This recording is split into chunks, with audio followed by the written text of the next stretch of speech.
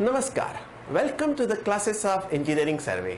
आज की क्लास में हम विभिन्न प्रकार के ट्रेवर्स कंपटीशंस जैसे कि लैटिट्यूड्स, डिपार्चर्स, कंसेक्यूटिव कोऑर्डिनेट्स और इंडिपेंडेंट कोऑर्डिनेट्स के बारे में समझेंगे।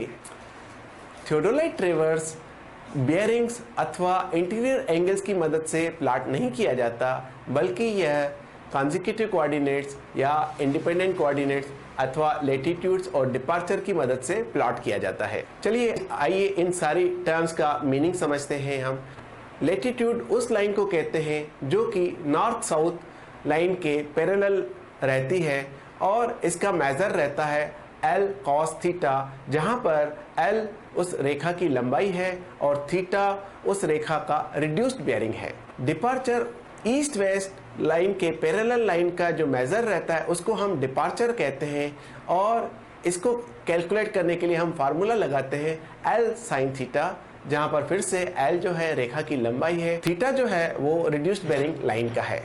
लैटिट्यूड और डिपार्चर कैलकुलेट करने के लिए सबसे पहले हमारे पास जो हमने मेजरमेंट लिए हैं होल सर्कल बेयरिंग्स में, उनको हमें रिड्यूस्ड बेयरिंग में कन्वर्ट करना पड़ता है। वो इस टेबल की सहायता से आप कन्वर्ट कर सकते हैं। फिर लैटिट्यूड का मान L cos थीटा होता है अगर रेखा हमारी नॉर्थ वेस्ट या नॉर्थ ईस्ट क्वाड्रेंट में हो। इसी तरह से लैटिट्यूड का मान -L cos थीटा होता है अगर रेखा हमारी साउथ ईस्ट या साउथ वेस्ट क्वाड्रेंट में हो। इसी तरह से डिपार्चर का मान +L sin थीटा होता है अगर हमारी रेखा नॉर्थ ईस्ट या साउथ ईस्ट में हो, और डिपार्चर का मान -L sin थीटा होता है अगर हमारी रेखा नॉर्थ वेस्ट या साउथ वेस्ट में हो। लैटिट्यूड और डिपार्चर्स को इस प्रकार से भी एक्सप्लेन किया जाता है कि अगर लैटिट्यूड नॉर्थ की तरफ हो तो इसको हम बोलते हैं नॉर्थिंग या +L, और अगर लैटिट्यूड साउथ की तरफ हो तो इसको हम बोलते हैं साउथिंग या -L।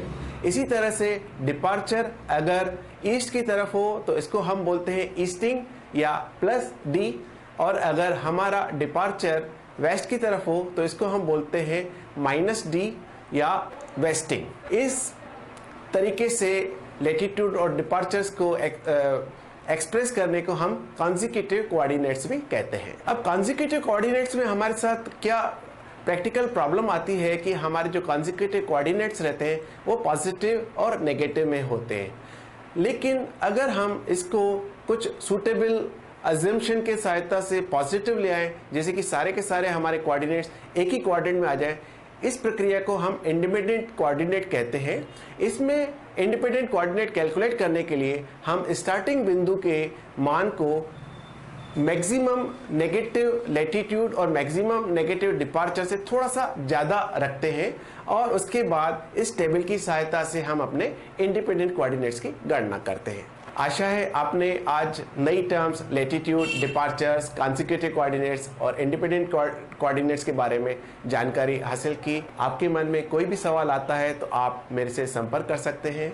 धन्यवाद।